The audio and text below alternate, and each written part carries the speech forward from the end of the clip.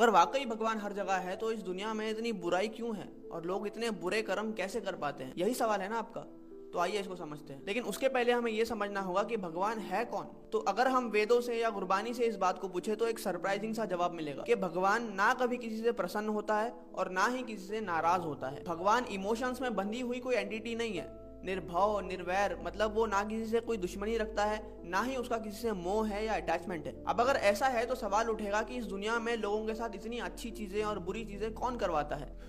तो यूं समझिए कि भगवान ने इस डेवलपमेंट में, जिसे हम संसार कहते हैं, और उसके भी छोटे से कण बराबर की हमारी दुनिया में एक कोड की प्रोग्रामिंग फिट कर दी है। मतलब एक नियम लागू कर दिया है, जिसे ऋग्वेद में कहते हैं रतः और गुरबानी इसे कहती है हुक्म। और नियम यह है कि इस दुनिया का हर जीव, चाहे वो कोई आम इंसान हो, कोई महापुरुष हो या कोई अवतार ही क्यों ना हो, जो भी इस दुनिया में जन्म लेगा उसका एक इनविजिबल अकाउंट होगा, जिसे गुरबानी की टर्म्स में कर्म लेखा कहा जाता है, जिसके तहत हर एक्शन जो आपकी सोल इस बॉडी के थ्रू करती है वो दो पार्ट्स में डिवाइड होता है, सुकृत या कुकृत, यानी कि अच्छा कर्म या बुरा कर्म। क्योंकि भगवान ने हर इंसान को अपने कर्म डिसाइड करने की पूरी छूट दे रखी है, इसीलिए हम इस भूमि को कर्म भूमि कहते हैं। और यही कर्मों का ट्रांजैक्शन है जो हर समय हर कोई हर जगह पे कर रहा है, बिना ये जाने कि हर अच्छा और बुरा फैसला जो आप कर रहे हो वो घूम के किसी ना किसी दिन आप पे ही आएगा। इसी को गुरबानी कहती है, मंदा चंगा आपना आपे ही कीता पावना। लेकिन जैसे हमने पहले बात करी थी, ये कर्मों का अकाउंट आपकी बॉडी से अटैच नहीं है, आपकी सोल से अटैच है। तो इसलिए उसे संचित कर्म कहते हैं, यानी कि बैलेंस कर्म। और उसके अकॉर्डिंग जो लाइफ आप जीते हो, जो अच्छा या बुरा आपके साथ हो रहा है, वो है आपका प्रारब्ध कर्म। और जब तक आप अच्छे या बुरे कर्म करते रहोगे, ये ट्रांजैक्शन चलता रहेगा। इसीलिए अध्यात्म का सारा ज्ञान आपको सिर्फ ये समझाने के लिए है कि वो प्रभु जिसने ये खेल बनाई है, जिसे हम अलग अलग नामों से पुकारते हैं,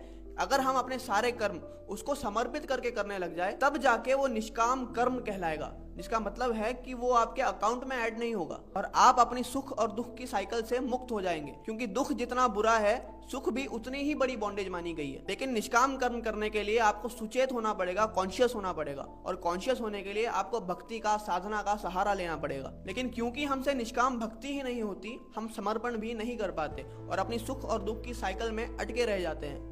इसी को भगवान की माया कहा जाता है।